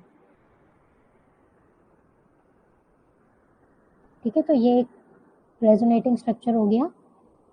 नाउ अगर हम प्लस आई इफेक्ट में देखेंगे तो ये जो नाइट्रोजन के पास में यहाँ पे लोन पेयर्स हैं ये सबसे पहले पार्टिसिपेट करेंगे रेजोनेंस में, तो ये क्या करेंगे, अपने इलेक्ट्रॉन्स रिंग के अंदर भेजेंगे। यहाँ पे क्या हुआ था, जो इलेक्ट्रॉन्स है वो रिंग से बाहर आए थे, दैट्स वाई ये नेगेटिव इफेक्ट था। ठीक है, यहाँ पे क्या हुआ कि रिंग के अंदर जा रहे हैं तो इसलिए रिंग के ऊपर क्या है कि नेगेटिव चार्ज आया है और ये नेगेटिव चार्ज फिर रिंग में ऑर्थो, पैरा, मेटा तीनों पोजीशंस पे रहेगा। और ये भी डिपेंड करेगा फंक्शनल ग्रुप पे। अगर कोई ortho para directing functional group है तो वो रेजोनेंस ऑर्थो पैरा पे होगी, और अगर कोई मेटा डायरेक्टिंग ग्रुप है तो वो रेजोनेंस होगी वो मेटा पे होगी। ठीक है, इस तरह से ये इनका ओवरलैप ऑफ इलेक्ट्रॉन्स होता रहेगा।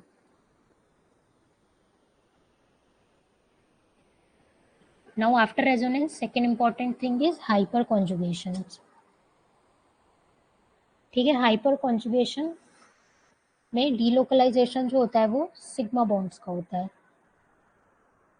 और जो रेजोनेंस में होता था वो पाई बॉन्ड्स का होता था।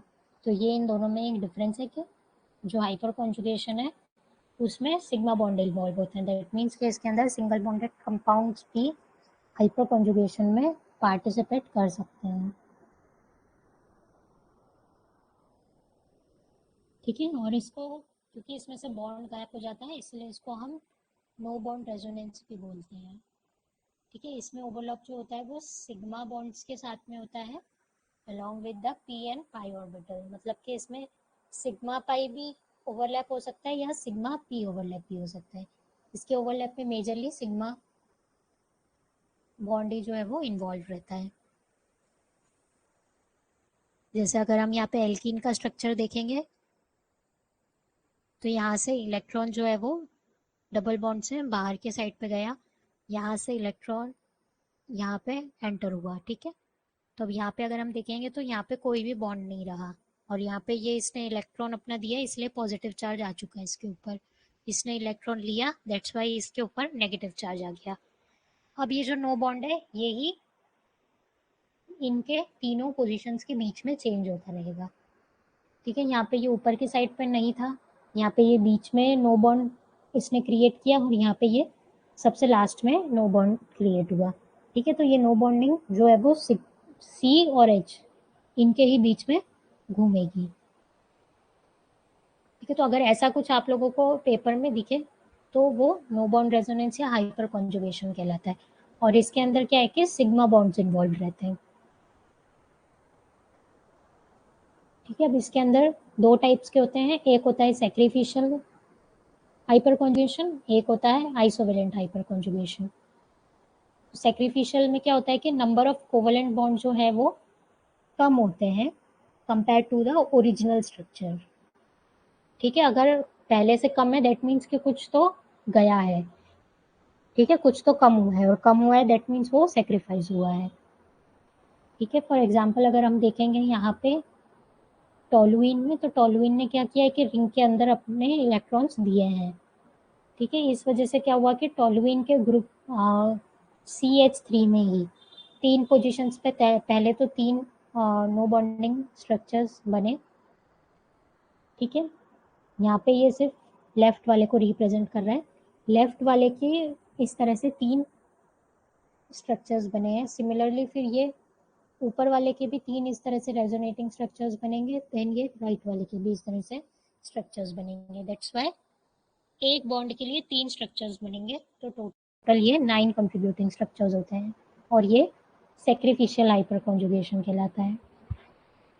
क्योंकि इसमें क्या है कि कोवेलेंट बॉन्ड जो है वो ओरिजिनल से कम हो रहे हैं। रिंग में अगर आप देखोगे पहले 3 है, अब यहाँ पे 2 ही बचे हैं, इसलिए ये क्या हो रहा है सैक्रिफिशियल हाइपर कॉन्जुगेशन हो रहा है। और आइसोवेलेंट में क्या होता है कि same number of covalent bonds रहते हैं, क्योंकि इनके पास में क्या होता है रेडिकल्स होते हैं, ये जैसे ये हाईली रिएक्टिव होते हैं, इनके पास में एक्स्ट्रा इलेक्ट्रॉन्स रहते ही हैं। दैट्स वाई ये अपने वो जो एक्स्ट्रा पेयर ऑफ इलेक्ट्रॉन है वो रिंग के अंदर दे देते हैं। इस वजह से क्या होता है कि कुछ भी लॉस ऑफ एटम्स नहीं होता है।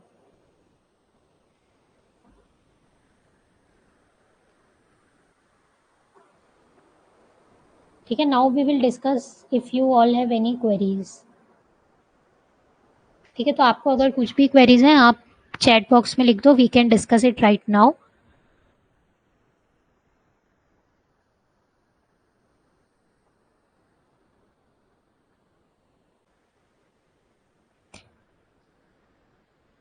Please ask if any one of you has any queries. अगर आप लोगों को कुछ भी क्वेरीज है तो आप अभी पूछ सकते हैं, आप क्वेश्चन अपना चैट बॉक्स में डाल दो and we can discuss that.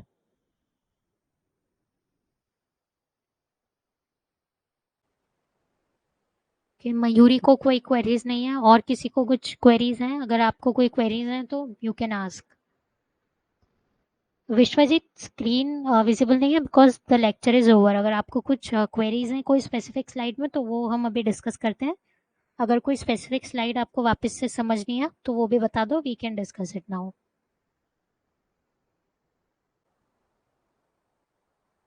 ठीक है, अगर अभी किसी को क्वेरीज नहीं है then you can revise these topics. और अगर फर्दर कुछ अगर आपको क्वेश्चंस आ रहे हैं then we can discuss.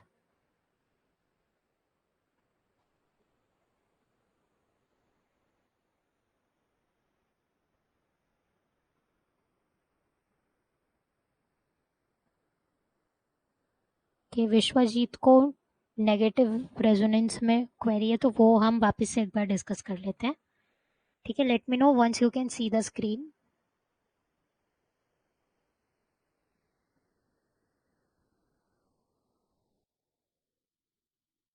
So I will explain resonance again. Resonance में क्या होता है कि डीलोकलाइजेशन हो रहा है पाई इलेक्ट्रॉन्स का।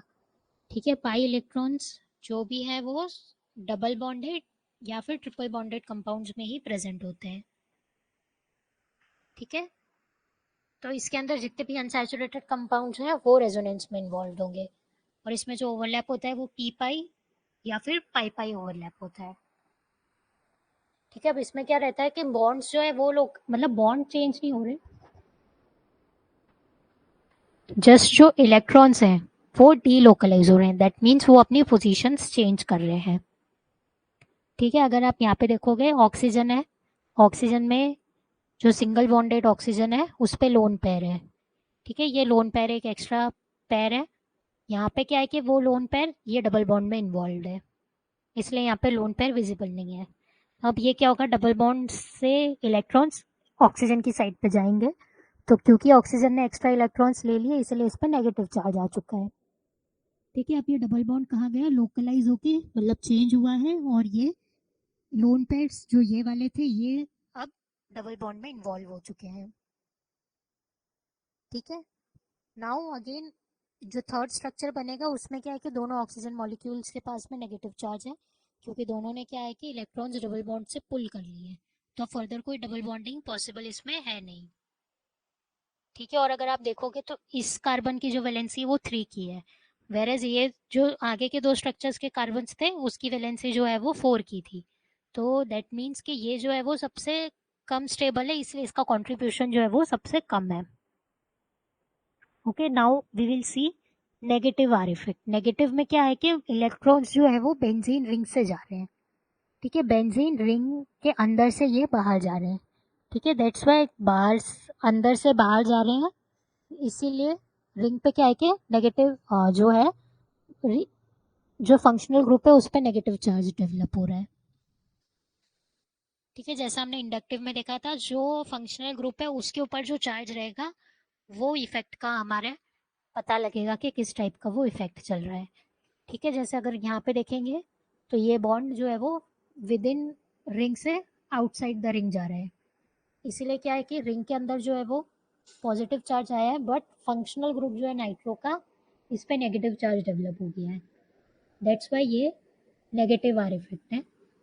वेरेज अगर यहाँ पे आप देखोगे तो रिंग में नेगेटिव चार्ज है, बट जो फंक्शनल ग्रुप है इस पे पॉजिटिव चार्ज है।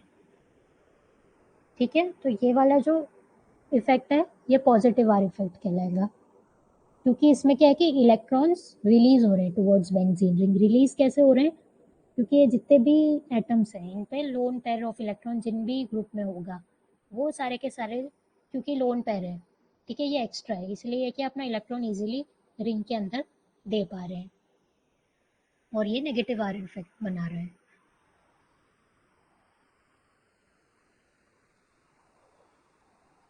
ठीक है, क्योंकि लोन पेयर अंदर जा रहे हैं इसीलिए रिंग पे क्या है कि नेगेटिव आ रहा है, और जो फंक्शनल ग्रुप है वो पॉजिटिव आ रहा है। ठीक है, रिंग नेगेटिव हो गई, फंक्शनल ग्रुप पॉजिटिव हो गया, तो हमने फंक्शनल ग्रुप देखेंगे, फंक्शनल ग्रुप पॉजिटिव है तो वो पॉजिटिव आर इफेक्ट है, अगर फंक्शनल ग्रुप नेगेटिव है तो ये नेगेटिव आर इफेक्ट है। ठीक है, ये रिंग मतलब इस तरह से आप लोगों को स्ट्रक्चर्स बनाने को नहीं बोला जाएगा, बट जस्ट पूछा जाएगा कि सबसे ज़्यादा कंट्रीब्यूटिंग स्ट्रक्चर्स कौन से हैं, तो जिसमें जो स्ट्रक्चर सबसे ज़्यादा स्टेबल होंगे वो सबसे ज़्यादा कंट्रीब्यूट कर पाएंगे किसी भी रेजोनेंस हाइब्रिड में।